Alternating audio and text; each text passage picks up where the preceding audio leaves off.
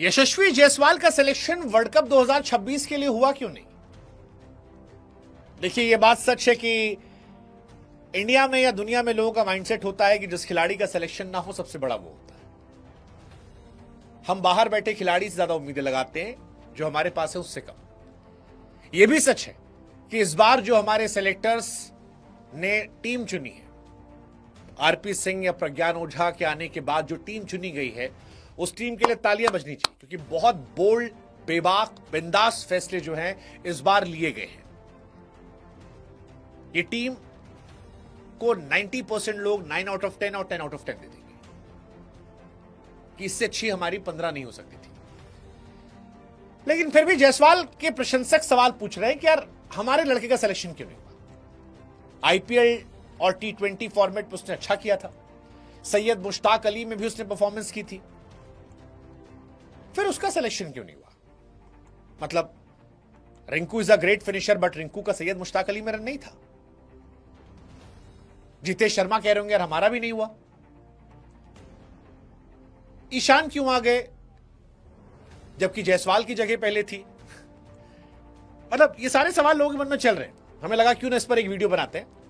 गिल का प्रयोग जब फेल हुआ तो फिर जायसवाल वापस क्यों नहीं? क्योंकि अगरकर ने तो यही कहा था कि गिल और जायसवाल हमारे परमानेंट ओपनर थे, गिल इसलिए आगे वापस संजू की जगह पर क्योंकि वो टीम में थे। तो अगर गिल जायसवाल थे तो जायसवाल क्यों बाहर है, बाकी सब आगे जा रहे हैं? रिंकू ईशान को मौका मिला तो यशस्वी के इनसे खराब है। क्या यशस्वी की दावेदारी मजबूत थी या नहीं? और अगर अब ओपनिंग की लड़ाई गिल, संजू, अभिषेक, ईशान के आसपास है तो क्या यशस्वी का मौका आगे आने वाले सालों के लिए खत्म हो गया? T20 वर्ल्ड कप के लिए भारत ने जो 15 का स्क्वाड अनाउंस किया, फिर मैं कह रहा हूं वो काफी चर्चा केंद्र में। शुभमन गिल का बाहर होना चर्चा केंद्र में। संजू ओपनिंग करेंगे, बैकअप के तौर पर जायसवाल को मौका नहीं मिला है, ईशान किशन आए हैं। अब जायसवाल जो है वो अच्छा कर रहे थे। ईशान हालांकि सैयद मुश्ताक अली में इस बार सबसे ज्यादा रन बनाए, अपनी कप्तानी में झारखंड को चैंपियन बनाया है। उनके शामिल होने से जितेश को जगह नहीं मिली। अगरकर ने कहा भी कि भाई 2 विकेट कीपर थे, इससे ज्यादा हम दे नहीं सकते थे। वैसे भी ओपनर मिल गया था विकेट कीपर, तो फिर कोई मतलब नहीं था। लेकिन क्या जायसवाल की दावेदारी मजबूत थी? अगस्त 2023 में भारत के लिए T20 वर्ल्ड कप में डेब्यू किया था। दूसरे मुकाबले में वेस्टइंडीज के खिलाफ 84 रन की पारी खेली थी। फिर छठे मुकाबले में शतक लगाया था। Australia, south Africa, Zimbabwe, south Africa के खिलाफ लगातार मौके मिले और इसमें उन्होंने अच्छा किया भी। जायसवाल इंडिया के लिए लगातार T20 खेल रहे थे। 2024 T20 वर्ल्ड कप में शामिल किया गया। हालांकि रोहित और विराट ने तब ओपन किया था, इस वजह से उनको प्लेइंग 11 में मौका नहीं मिला। लेकिन जब रोहित, विराट रिटायर हुए तो लोगों को लगा शायद जायसवाल को अब परमानेंट भूख कर दिया जाएगा। लेकिन पिछले 18 महीने में जायसवाल ने सिर्फ 3 T20 मैच खेले। हालांकि परफॉर्मेंस खराब नहीं उनकी। 30 जुलाई 2024 को इंडिया के लिए आखिरी T20 मैच खेला था श्रीलंका के सामने। 3 मुकाबलों में शुभमन के साथ ओपनिंग की थी, अच्छा किया था। फिर उसके बाद वो बाहर गए। सैयद मुश्ताक अली T20 ट्रॉफी में परफॉर्म अच्छा किया। पिछले 3 सीजन में जायसवाल ने आईपीएल में भी 1500 प्लस रन बनाए हैं, 2 सेंचुरी लगाई है, स्ट्राइक रेट भी 160 प्लस रहा है। पिछले दिनों सैयद मुश्ताक अली में भी उन्होंने हरियाणा के सामने 49 गेंदों में शतक लगाया था। तो दावेदारी तो उनकी मजबूत थी। और यही सवाल था कि भाई साहब जब गिल नहीं है तो फिर वो क्यों नहीं? गिल वाइस कैप्टन बनाकर टीम में डाल दिए गए थे, इसी वजह से जायसवाल बाहर थे। परमानेंट टेस्ट और वनडे में तो गिल है ही।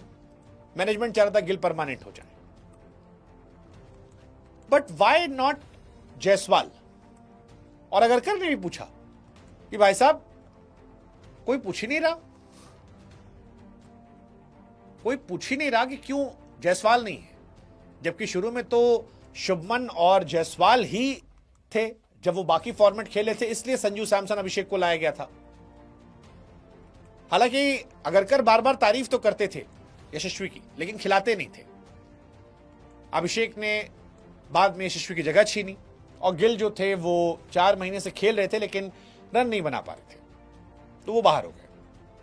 अब इसकी 2 वजह है मेरे हिसाब से बाहर होने की। एक वजह यह है कि इंडिया को विकेट कीपर, बल्लेबाज, ओपनर चाहिए था जो 2 सवालों का जवाब देता है कि जितेश शर्मा टीम में क्यों नहीं है, रिंकू सिंह क्यों आए हैं, और 3 सवाल था, और तीसरा कि जायसवाल बाहर क्यों बैठे। शुभमन गिल को बाहर करने के साथ इंडिया ने उस माइंडसेट को बाहर कर दिया जहां पर विकेट कीपर फिनिशर होगा। तो विकेट कीपर फिनिशर नहीं होगा तो जितेश शर्मा की जगह खत्म, जुरेल की जगह खत्म और ऋषभ पंत की जगह खत्म।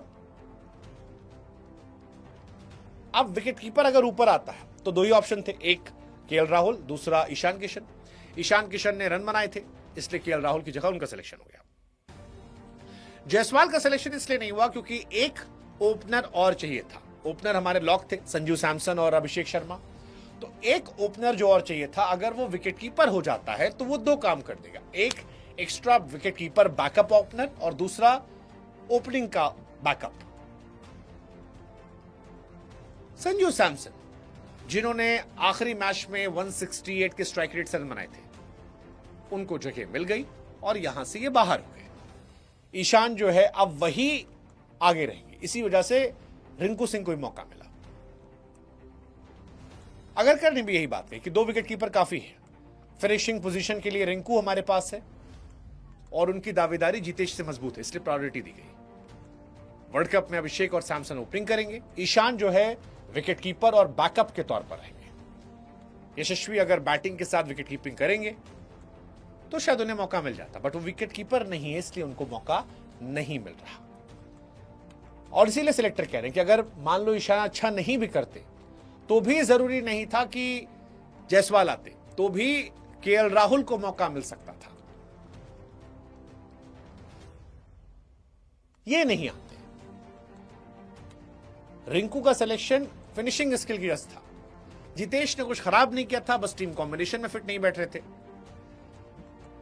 अब आती बात अभिषेक शर्मा को लेकर। यार देखो, अभिषेक शर्मा ने एक्चुअली खा लिया। यशस्वी मेरे बड़े फेवरेट खिलाड़ी है, but if you look at Yashasvi and Abhishek, आप में से 90% लोग अभिषेक के साथ जाएंगे।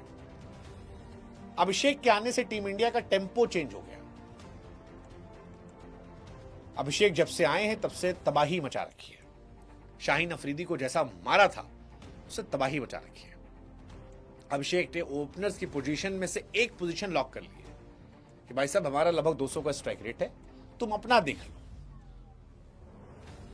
और कौन खेलोगे? गिल खेलोगे, ईशान खेलोगे, संजू खेलोगे, तुम देख लो, मैं खेलूंगा। प्लस वो बॉलिंग भी कर लेते हैं।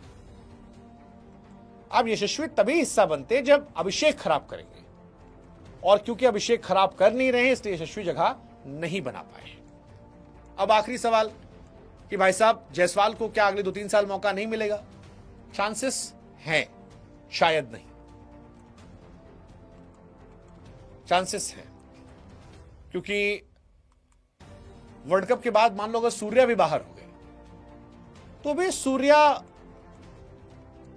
के जाने के बाद आप किसी और मिडिल ऑर्डर को ले आएंगे। श्रेयस अय्यर का मौका बन सकता है, या गिल को फिर एडजस्ट करना चाहेंगे, या एक कॉम्बिनेशन हो सकता है कि अभिषेक शर्मा जायसवाल से ओपनिंग करवा दें, संजू को 3 पर भेज दे। बट अगर संजू ओपन में सेट हुआते तो शायद नहीं बनेगा फिर उनका। सूर्या 35 साल के हैं, वर्ल्ड कप उनका कैसा जाता है यह तय करेगा कि अगला वर्ल्ड कप वो खेलेंगे या नहीं खेलेंगे। सो जायसवाल के लिए फिलहाल टफ टाइम है।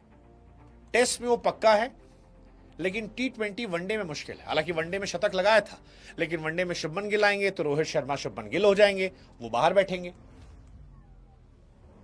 वैसे ही वनडे की में शुभमन गिल कैप्टन है तो कैप्टन तो खेलेगा ही, तो जायसवाल को बाहर बैठना पड़ेगा। डिस्पाइट कि आखिरी मैच में उनका शतक था, 3 पे विराट कोहली, 4 पे उनकी जगह बनती नहीं, 4 पे अय्यर आ जाएंगे, 5 पे राहुल, 6 पे पांड्या, कहानी खत्म। सो आने वाला समय अभी जायसवाल के लिए टफ टाइम है। ऐसे में वो ईशान किशन की तरह अपने आप को मजबूत करे, डोमेस्टिक खेले और आईपीएल में तबाही मचा दे। अभिषेक शर्मा की पोजीशन को हिट करे, ठाक ठाक ठाक, क्योंकि संजू से उन्हें कंपटीशन नहीं है। संजू बाहर होंगे तो ईशान किशन आ जाएंगे, एक कीपिंग तो चाहिए होगा ना भाई। जायसवाल की बड़ी लड़ाई अभिषेक शर्मा से। क्या वो उनको हटाने का सपना देखेंगे? तब कहानी पलट सकती है, इसलिए जायसवाल बाहर है।